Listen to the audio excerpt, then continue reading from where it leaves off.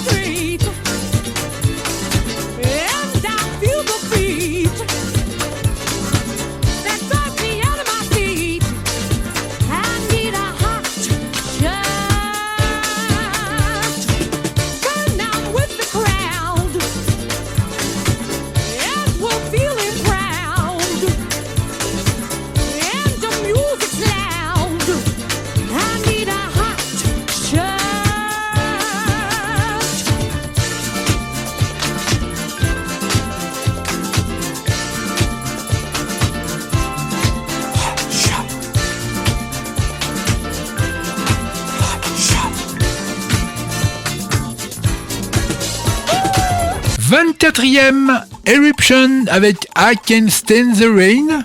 Ce morceau date de 1977. Voici donc Eruption, 24e du classement disco dans City Lights. I can't stand the rain against my window,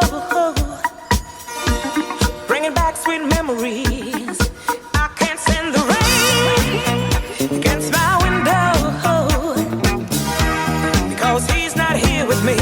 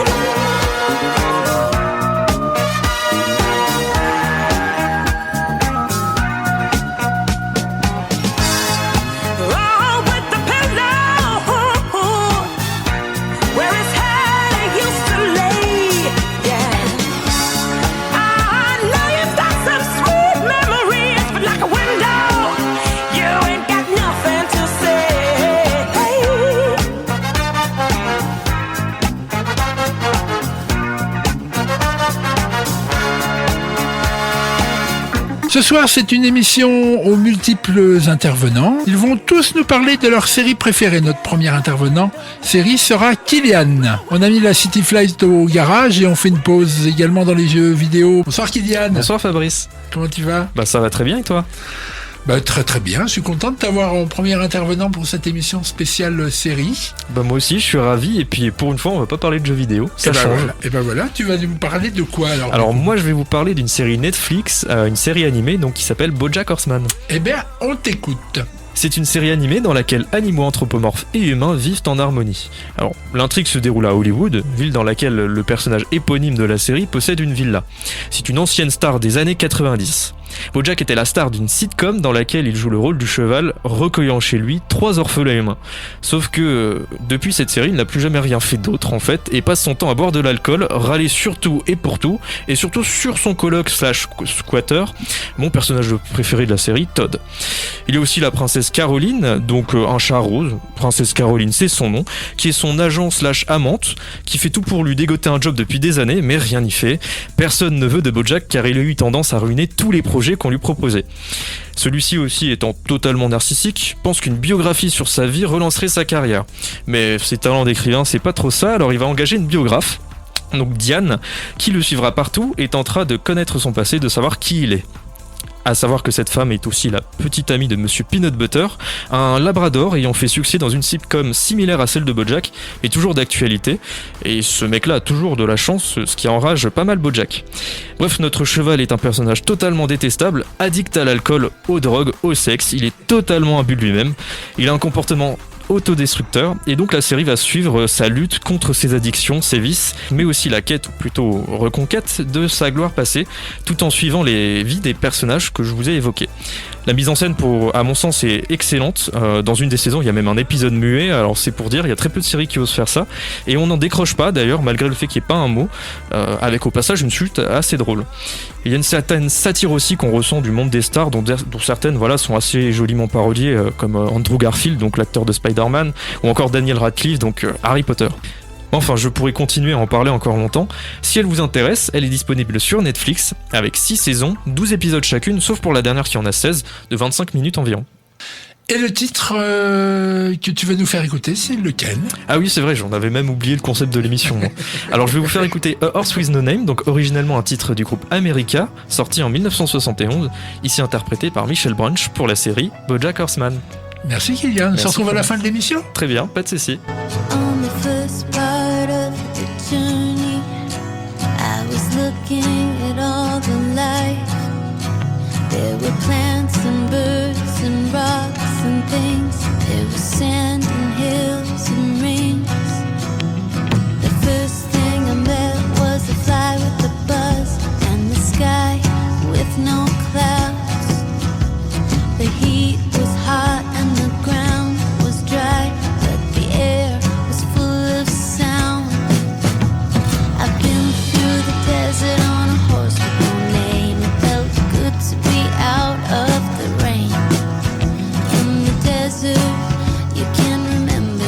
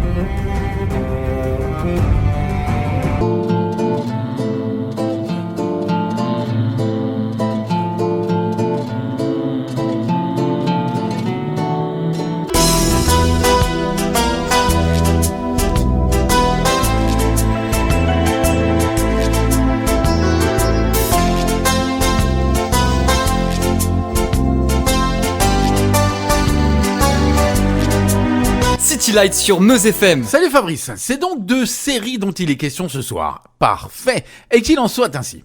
On va parler de chapeau melon et bottes de cuir.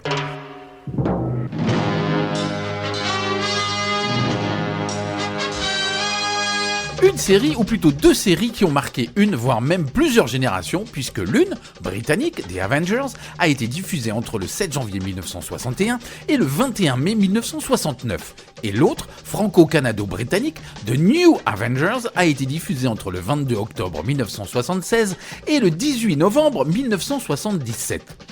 Mais revenons au début. Durant la première saison, inédite en France, hormis 2 épisodes, John Steed, interprété par Patrick Macnee, n'est qu'un personnage secondaire. Le héros, c'est le médecin David Kill, dont la fiancée est tuée par des trafiquants de drogue.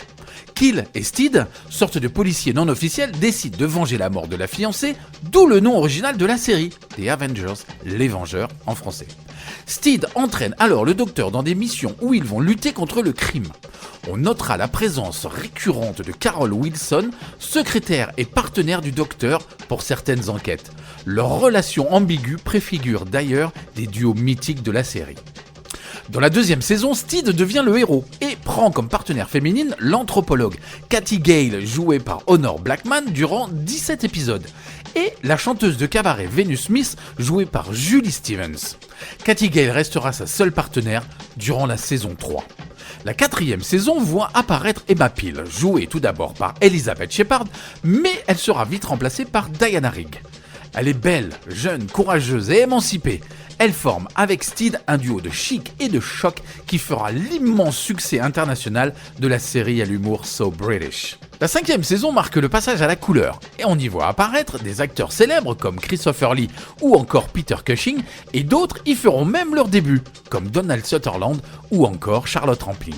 Ce sera la dernière saison de Diana Rigg qui, après avoir tourné un James Bond au service secret de Sa Majesté, retournera au théâtre shakespearien. Dans la sixième saison, Tara King, jouée par Linda Thornton, est une jeune fille espiègle, souvent provocante, intelligente, combative et efficace. Sa relation avec Steed est plus intime, tout en gardant l'ambiguïté du duo. Brian Clemens, créateur de la série, dira que la sixième saison fut la meilleure due à l'imagination des scénaristes et celle aussi des réalisateurs au sommet de l'absurde et de l'humour. La série s'arrête à la fin de cette saison en 1969, en plein succès mondial. Elle devient de plus en plus coûteuse et le producteur américain se retirant, les Britanniques ne peuvent se résoudre à la produire seuls. La série renaît en 1976 sous le titre The New Avengers, avec cette fois-ci 2 partenaires pour John Steed. La belle et intrépide Purday, jouée par Joanna Lumley, la future Patsy d'Absolutely Fabulous, et le fringant Mike Gambit, joué par Garrett Hunt. Le personnage de Gambit a été créé pour l'action, Patrick Macnee commençant à prendre de l'âge. Il y aura 2 saisons de 13 épisodes. Plus réalistes et moins délirantes, la série mise plus sur l'action, même si l'on retrouve l'humour britannique de Steed et les joutes verbales entre Purday et Gambit. La musique aussi aura son importance également dans le succès de la série, et c'est aussi pour cela que j'ai adoré cette série. Pas que pour les scénarios de science-fiction, ou le flegme, ou l'humour anglais que j'adore, mais aussi pour la musique du générique, et c'est celui de la deuxième série que j'ai choisi pour City Light ce soir. Allez, salut Fabrice, et à la semaine prochaine.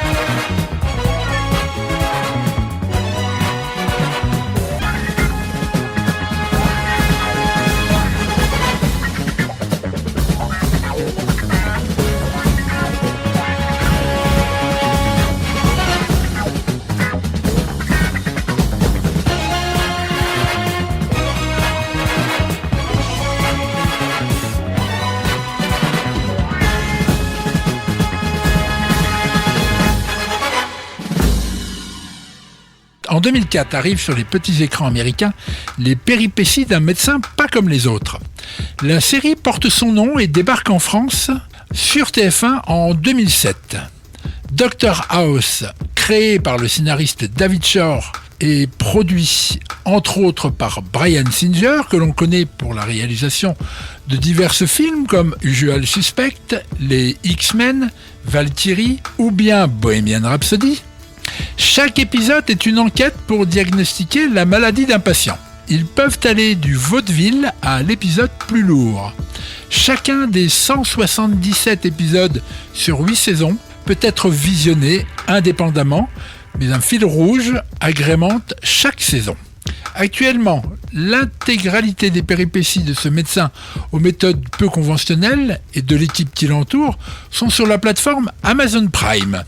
Son générique musical est une courte partie du titre Teardrops du groupe Massive Attack.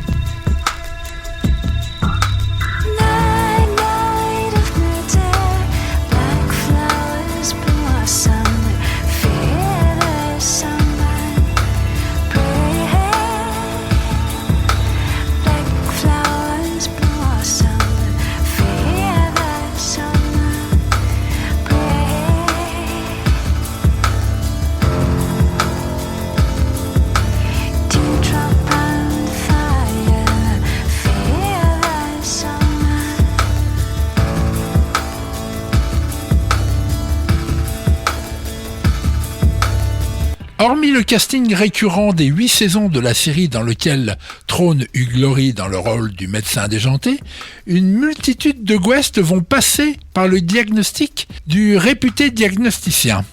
La première sera Robin Tunney, qui sera la flic aux côtés du mentaliste de la série du même nom. Elle est alpiniste sauvée par Sylvester Stallone dans le film Vertical Limit. Le rappeur LL Cool J débute, lui, la saison 2 et l'acteur Kip Pardue y apparaît également. Espoir du cinéma américain à début 2000, on le verra dans Le plus beau des combats, Driven, encore avec Stallone, ainsi que dans Les lois de l'attraction. Notons aussi l'Avenger Jeremy Renner en saison 4. Un chanteur, musicien, apparaît en saison 5. Il s'agit de Meatloaf. C'est aussi dans cet épisode que se suicide Kurtner, un des personnages de la série. En 1977, le chanteur Meatloaf sortira son deuxième album du nom de Bad Out of Hell, qui deviendra un des albums les plus vendus au monde avec 44 millions d'exemplaires écoulés. Écoutons, écrit et produit par Jim Steinberg, futur homme de l'ombre à venir, le titre Bad Out of Hell.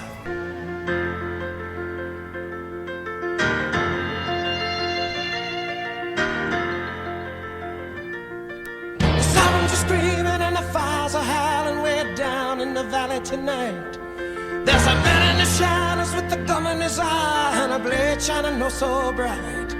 There's evil in the air, and there's thunder in the sky, and a killer's on the bloodshot streets. Oh, and down in the tunnel with a deadly horizon, oh, I swear I saw a young boy down in the gutter. He was starting to foam in the heat.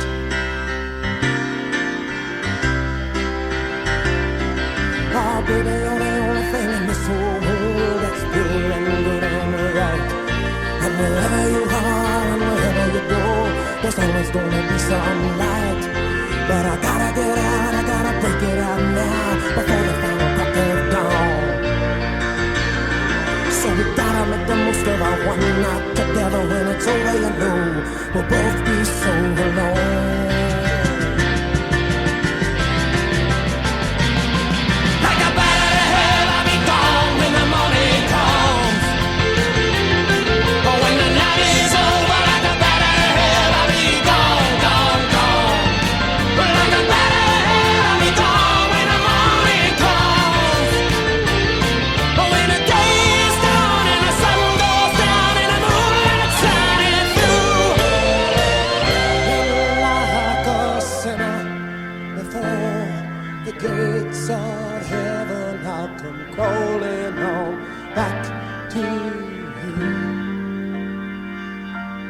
En saison 6, toujours dans Dr House, James Earl Jones joue un dictateur. Ce comédien a joué dans Conan le Barbare, Un prince à New York et dans les films adaptés des romans de Tom Clancy, À la poursuite d'Octobre Rouge, Danger immédiat et Jeux de guerre. Il est aussi la voix de Dark Vador dans Star Wars.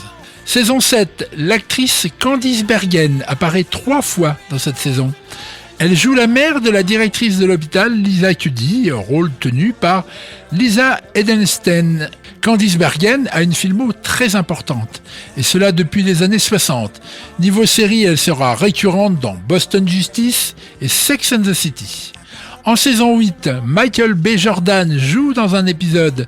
Michael B. Jordan est un acteur américain qui a joué dans les films Creed, suite à Rocky et dans Black Panther, entre autres. Nous allons boucler la boucle, rappelant qu'il débute sa carrière dans la série The Weir, sur écoute.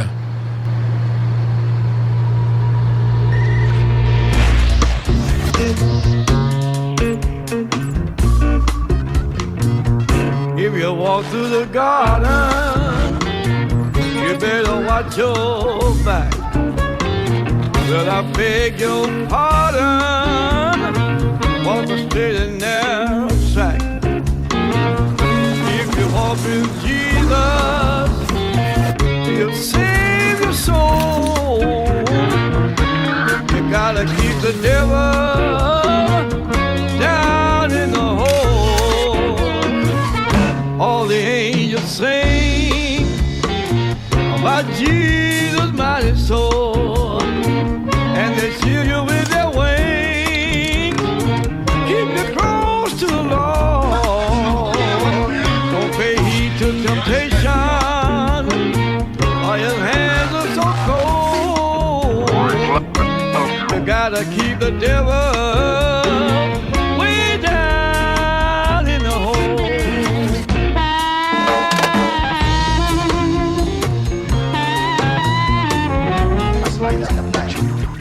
Way down in the hole, way down in the hole, way down in the hole, way down in the hole. On va retrouver Ludivine qui va, elle, nous parler de sa série préférée, peut-être pas, mais une série qui t'a beaucoup marqué. Bonsoir Ludivine. Bonsoir, et tu peux quand même me dire la série préférée. Il est vrai que je la regarde pas en boucle, mais c'est essentiel. C'est vraiment ma série essentielle, et donc j'ai choisi de vous présenter Twin Peaks.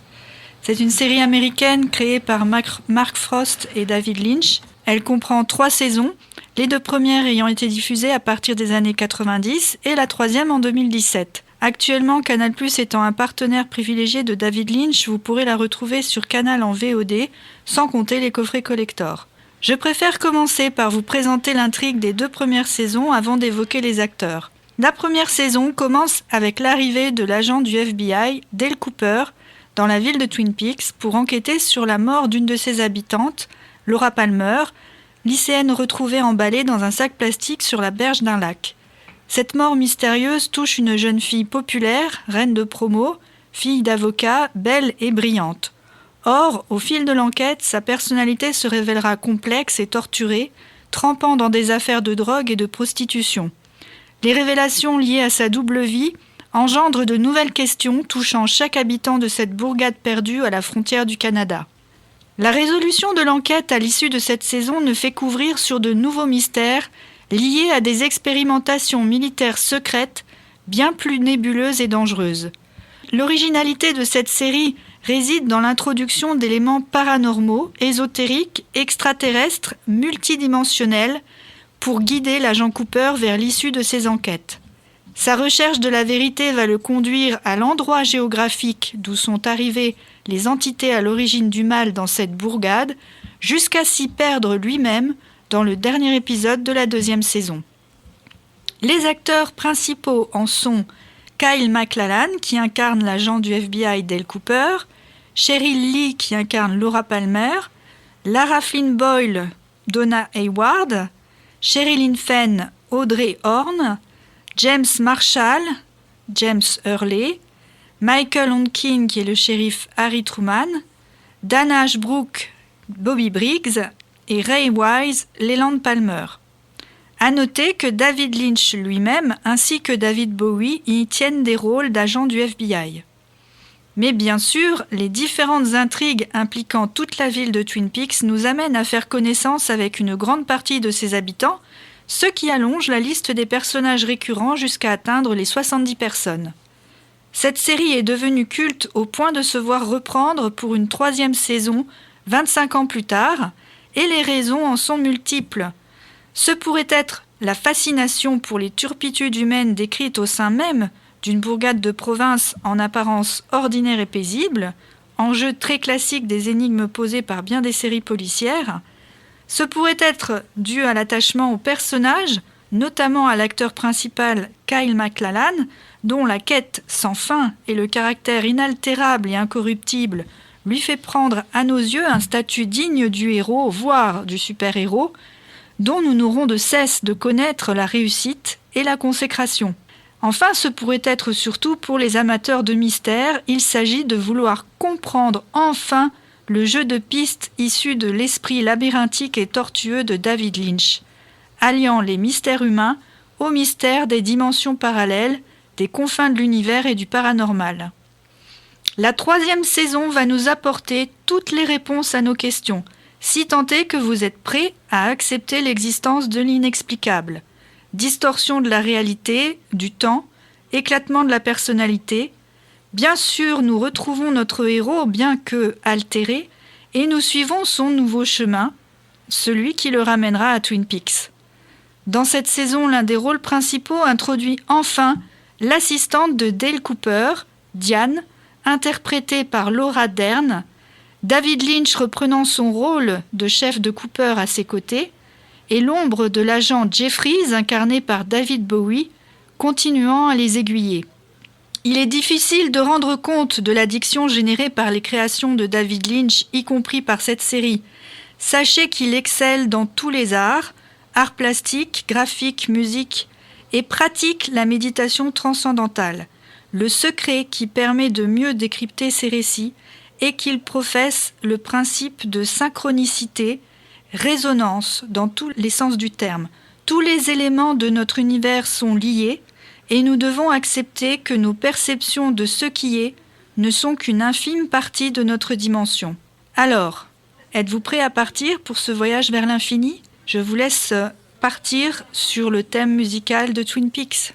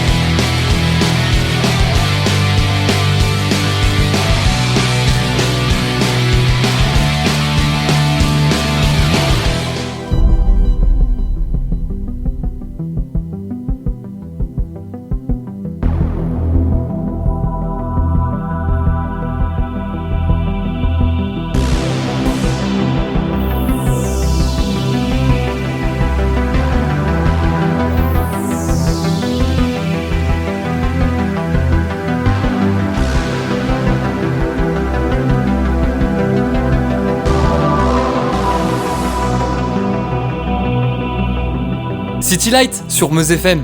Star Trek est sans doute une des séries avec le plus de spin-off. La série originale date de 1966. On y retrouve les principaux personnages de Gene Roddenberry, son créateur, le capitaine Kirk, le Vulcain Spock, le docteur McCoy et le pilote Hikaru Sulu. Le premier nom de la série était la Patrouille du Cosmos. Sa durée fut de 3 saisons. Le premier spin-off date de 1987, Star Trek, la nouvelle génération. Un nouvel équipage gravite autour du capitaine Picard, près de 100 ans après la série originale. Le rôle est tenu durant 7 saisons par Patrick Stewart. Le spin-off Deep Space Nine, en 1993, apporte un grand changement, car toutes les aventures se passent dans une station spatiale qui est immobile, à côté de laquelle un vortex s'ouvre. C'est par le biais de cette porte que se passent les aventures. Le capitaine Sisko dirige tout le petit monde qui vit dans cette station pendant 7 saisons. En 1995 arrive Voyageur. Cette fois, retour sur le voyage aux confins de l'univers. Voyageur est le nom du vaisseau propulsé contre son gré à des centaines d'années-lumière. Son capitaine est une femme. Elle devra rassembler 2 équipages pas toujours d'accord sur la gestion des crises dues au voyage du retour. Également 7 saisons. Enterprise arrive en 2001. Alors que les 3 premières séries dérivées sont à peu de choses près à la même époque, donc une centaine d'années après la série originale, là nous sommes en 2150, c'est-à-dire 100 ans avant. C'est l'histoire du premier équipage terrien à traverser la galaxie. Mais attention, les Vulcains imposent au capitaine Jonathan Archer une compatriote à eux, en son second, la Subcommander T'Pol. Leur aventure durera 4 saisons. L'arrivée des plateformes de streaming ont pour bénéfice de faire venir un 5e spin-off, Star Trek Discovery, en 2016 sur Netflix, donc 11 ans après Enterprise. Chronologiquement, on se trouve 10 ans après la série originale. Elle met en lumière pour la première fois un personnage qui n'est pas un dirigeant, mais a un grade inférieur au sein d'un vaisseau. Ce personnage, c'est Michael Burnham. Elle est terrienne et a été élevée dans la culture et l'enseignement vulcain. C'est aussi la première série Star Trek à ne pas être feuilletonnante. En effet, il faut suivre la saison complète pour comprendre l'histoire. Enfin, Star Trek Picard. Nous sommes 120 ans après la série originale, 25 ans après la série Nouvelle Génération. Jean-Luc Picard est amiral et est à la retraite. Mais il est obligé de reprendre du service afin d'aider la Fédération des Planètes Unies qui est en danger. Ce 6e spin-off est arrivé en 2020 sur Amazon Prime. Voici un medley des différents génériques. Espace, frontière de l'infini, vers laquelle voyage notre vaisseau spatial. Sa mission de 5 ans, explorer de nouveaux mondes étranges, découvrir de nouvelles vies, d'autres civilisations, et au mépris du danger, avancer vers l'inconnu.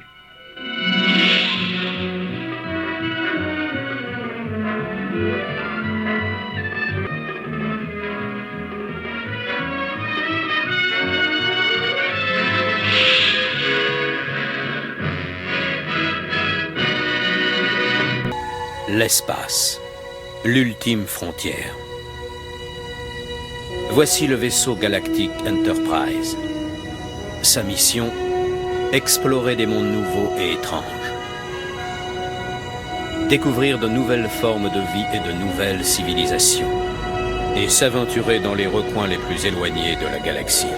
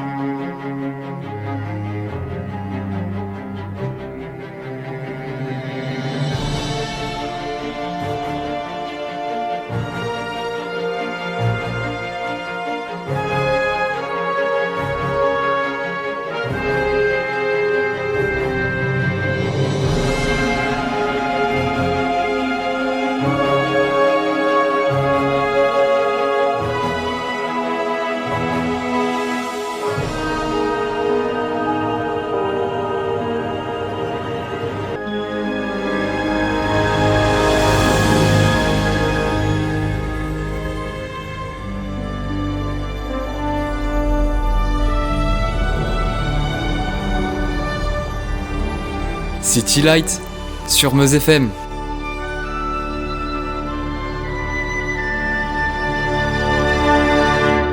Notre prochain intervenant qui va nous parler de sa série préférée, ou une de ses séries préférées, c'est Alain. Salut Alain. Salut Fabrice, ça va? Ça va et toi? Bah écoute, parfaitement bien. Avec ravi, le beau temps. Je suis ravi de t'avoir de nouveau au téléphone après l'émission spéciale Eurovision que nous avions fait. Ouais. On s'était bien marré. Hein. Tu m'étonnes. Bah, j'espère que ça va être la même chose maintenant. Hein. Ça va être un peu plus court.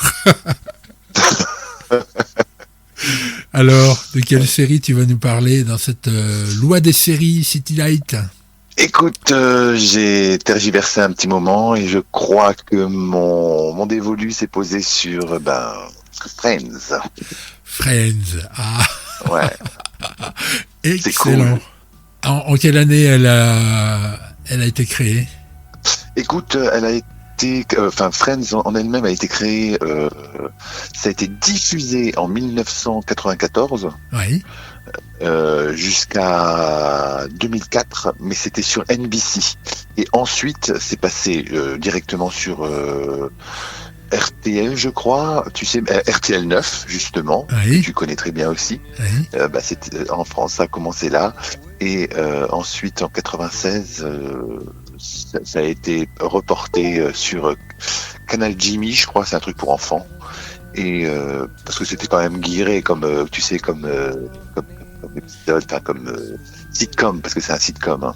Oui, alors justement, le pitch de Friends que tu vas dire vraiment pour rien, puisque je pense que tout le monde le connaît, mais histoire de dire, ça raconte quoi Friends? Bah écoute, Friends, grosso modo, c'est des personnes qui prennent une coloc. Et ils apprennent à se connaître justement dans cette coloc, et tu vois grosso modo leur vie ensemble dans cette coloc, avec leurs rebondissements, leurs histoires, et puis leurs histoires d'amour aussi. Enfin bref, ouais. C'est pas mal, c'est cool quoi. Bon, je fais un rapide petit point casting. Alors évidemment, Jennifer Aniston, c'est Rachel Green. Courtney Cox, c'est Monica Geller. Matthew Perry, c'est Chandler Bing. Lisa Kudrow, c'est Phoebe Buffay. Bon, on en reparlera un peu plus tard. Matt LeBlanc, c'est Joey Tribbiani. Et David Schwimmer, Ross Geller. Mais concernant les guests, on en parle, Alain? Sur les guest stars? Oui. T'as 3 heures devant toi là, parce qu'il y en a une tripotée. Hein. Non, simplement tu nous parles d'un qui t'a marqué peut-être?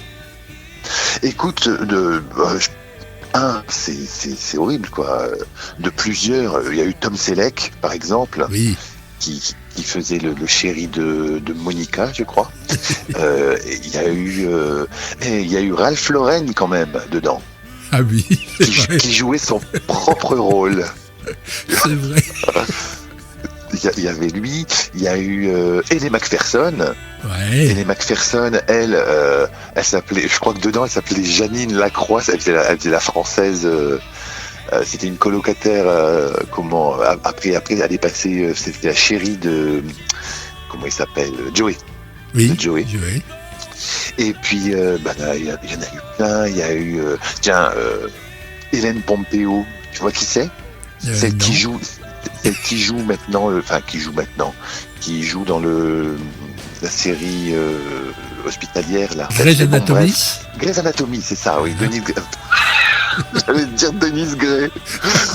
Denise Grey's Anatomy. Oui, Denise Grey's Anatomy. Ouais, Grey's Anatomy. Il y a eu aussi le fameux Bruce Willis. Ouais. Et lui d'ailleurs, c'était la petite amie de Ross, le petit ami de Ross. Non, le père de la petite amie de Ross, pardon. C'est marrant parce que c'est une série qui nous a fait beaucoup rire, et même en l'évoquant, en se trompant, on rit. Mais oui, c'est rigolo. Et c'est marrant pour la petite histoire pour Bruce Willis. Tu sais comment il a accepté de venir sur le tournage de Friends? Non. Tout simplement parce qu'il a rencontré Matthew Perry sur le tournage. Tu sais, ils se sont croisés quoi entre deux tournages. Et lui, il était en train de tourner Mon voisin le tueur. Ah Ah oui. Tu te rappelles de ce Oui, film? je me souviens, il était dans le casting, Et ils en sont- effet. Voilà. Et ils se sont croisés sur le tournage et justement, c'est là qu'il a accepté de prendre le rôle là. En guest star, il y avait Helen Hunt, tu te rappelles? Mais bien sûr, bien sûr. Euh, Il y avait Jean-Claude elle Van con- Damme. Elle confondait toujours Phoebe avec Ursula du Central Park, Ouais. la serveuse. Oh là là là là, il y en a plein, Charlton Heston, il y en a plein. D'ailleurs, à propos d'Helen Hunt, elle est avec Paul Reiser dans une série qui s'appelle Dingue de toi, où il y a Lisa Kudrow. Mais Lisa Kudrow ne joue pas Phoebe Buffet, mais joue sa sœur jumelle. C'est Ursula Ah Buffet. mais oui, si tu veux, ils font une sorte de petite passerelle. Voilà. D'ailleurs, Alain, si tu veux bien, on va écouter un court extrait du générique de cette série Dingue de toi.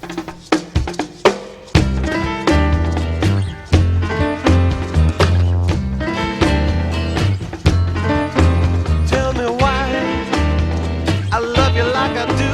Tell me who can stop my heart as much as you. Tell me all your secrets and I'll tell you most of mine. They say nobody's perfect, but that's really true this time.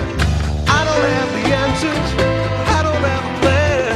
I'm mad about you, baby, so help me understand what we do. You can whisper in my ear where we go. Who knows what happens after here? Let's take each other's hand as we jump into the final frontier. I'm mad about you, baby.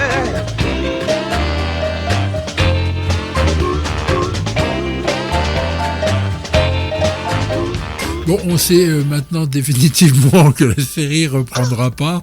Il y a eu des espoirs sur des hypothétiques retours, mais je pense que les égos des uns et des autres font que ça Tu semble m'étonnes, tu impossible. m'étonnes. C'est clair.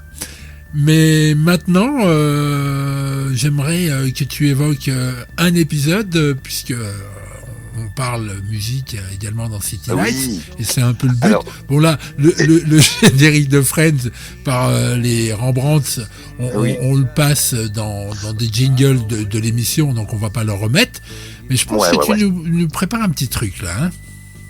Bah écoute, ouais, tu me parles de fameux pour la musique et tout ça. Moi, ce qui me vient tout de suite à la tête, c'est l'épisode avec le titre, c'était celui qui a oublié le bébé dans le bus. Tu sais, tous les titres commençaient par celui qui. Oui. Et celui-là, c'était la saison 2. C'était dans la saison 2, celui qui a oublié le bébé dans le bus. Et il y avait une guest star, c'était Chrissy Hynde. Tu te rappelles là, oui. Pourquoi tu te marres? Non mais parce que c'était très cocasse. Chrissy Hynde est la chanteuse des Pretenders. Hein. Et dedans, elle jouait le rôle de d'une musicienne professionnelle qui prenait la place de Phoebe au Central Perk avec son fameux Smelly Cat. Tu pues le chat. Ah mon Dieu, elle voulait faire un tube avec ça, tu te rappelles pas? Ah ben si, je me souviens, il y a même eu un clip. Ah mais c'était mortel quoi, c'était vraiment mortel. Non, mais cet épisode est très très cocasse comme la plupart des épisodes. Ouais. C'était excellent. Et puis Chrissy Hynde qui est très, enfin tu vois comment elle est très, peut-être pas pince sans rire, mais très sérieuse on va dire. Très voilà. sérieuse, oui. Mais et puis de là, quand elle chantait Smelly Cat, mais franchement c'était à mourir de rire. Bon, pour les jeunes auditeurs qui connaissent quand même Friends, il faut remettre dans le contexte. Chrissy Hynde, c'est donc la chanteuse du groupe les Pretenders, qui était un super groupe pop rock des années 80. Et je pense donc que tu vas nous proposer un titre de ce groupe. Bah oui. Mais je pense que tu hésites entre plusieurs titres, non? C'est ça. J'ai le cœur qui balance entre deux titres. C'est le Don't Get Me Wrong et I Got to Sleep, que j'adore. Les deux, je les adore. Un qui est beaucoup plus lascif et l'autre qui bouge vachement. I Got to Sleep qui a été repris en français par Julie Pietri. Alors, des fois, les Français devraient s'abstenir de reprendre des trucs américains qui fonctionnent de folie. Et enfin, pour ma part, hein, c'est moi qui le pense. Hein, moi, Non, je te donnais j'ai cette pas trop info-là. apprécié la reprise. Je te donnais cette info-là simplement pour t'aider à prendre une décision, parce qu'il faut qu'on se quitte et qu'on passe de la musique là, maintenant. Eh ben écoute, rien que pour t'aider, je vais prendre Don't Get Me Wrong. Merci Alain. On écoute donc les Pretenders. Don't Get Me Wrong. À bientôt. À bientôt, bisous. Get me wrong if I'm looking kind of dazzled. I see neon lights whenever you walk by.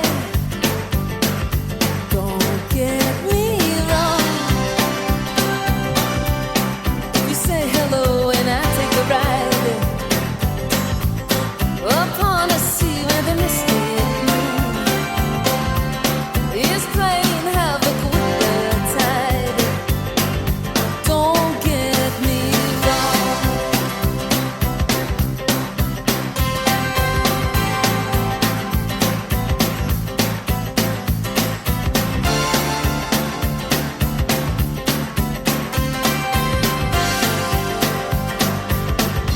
Don't get me wrong. If I'm acting so distracted, I'm thinking about the fireworks that go off when you smile. Don't get me wrong. If I split like light reflected, I'm only off to wander across a moonlit mile. Once in a while, two people meet, seemingly for no reason. They just pass on the street. Suddenly thunder showers everywhere. Who can explain the thunder and rain? But there's something in the air.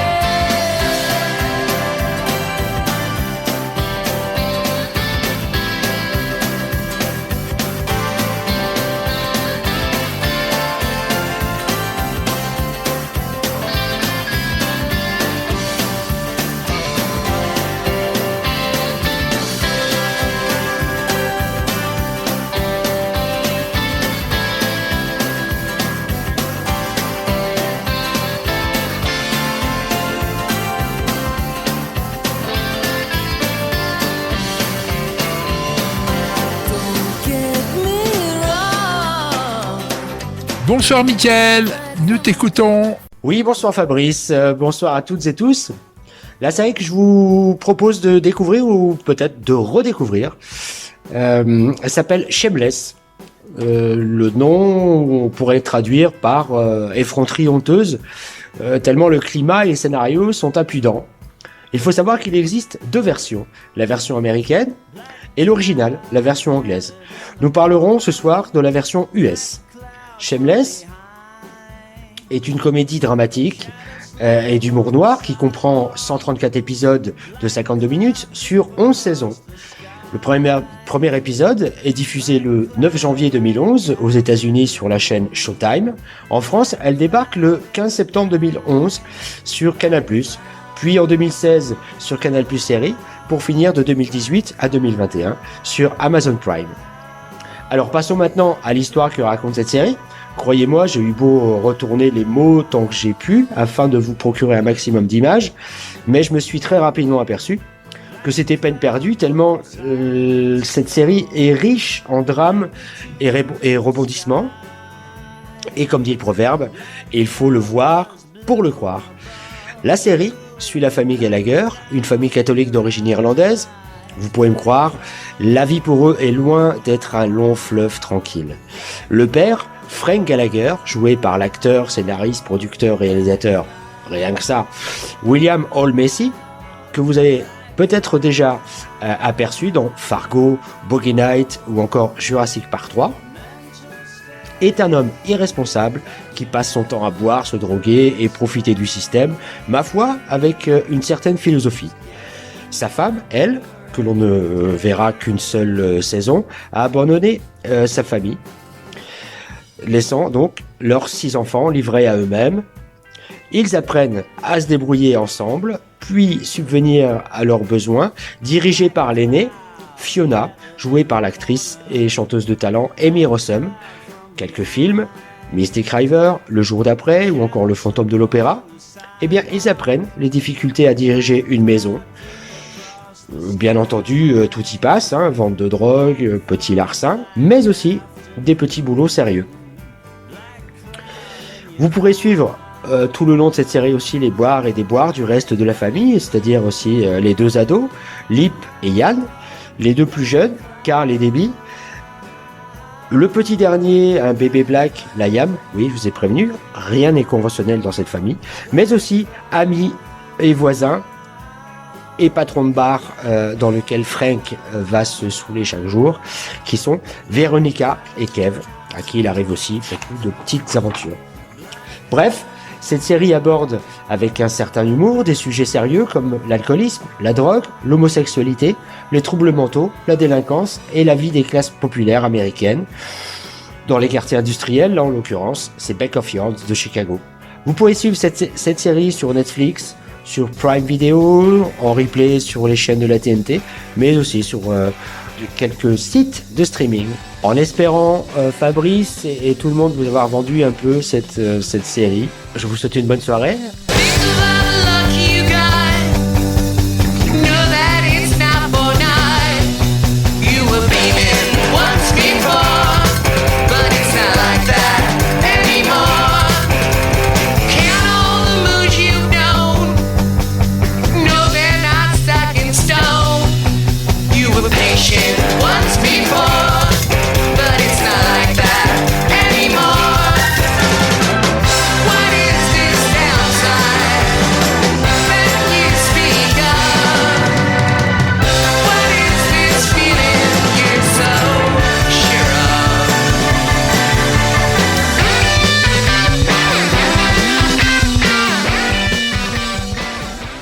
Pour terminer ce City Lights, la loi des séries, je vais évoquer Baron Noir.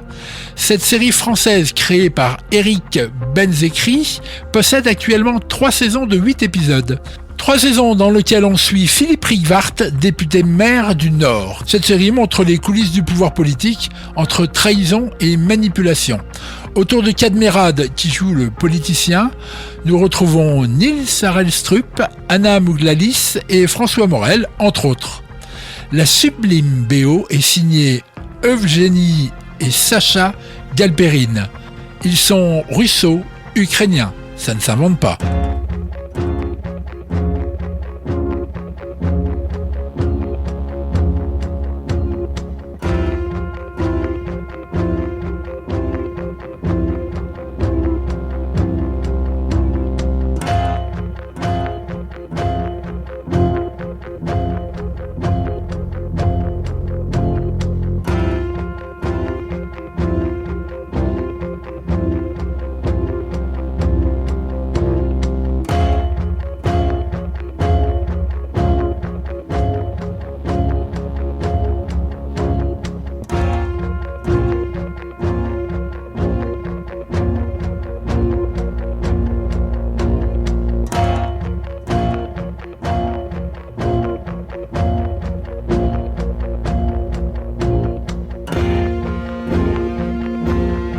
Retrouvez Baron Noir sur MyCanal, Shameless et sur Prime Video, BoJack Horseman sur Netflix, Chapeau melon et bottes de cuir n'est malheureusement pas disponible sur plateforme.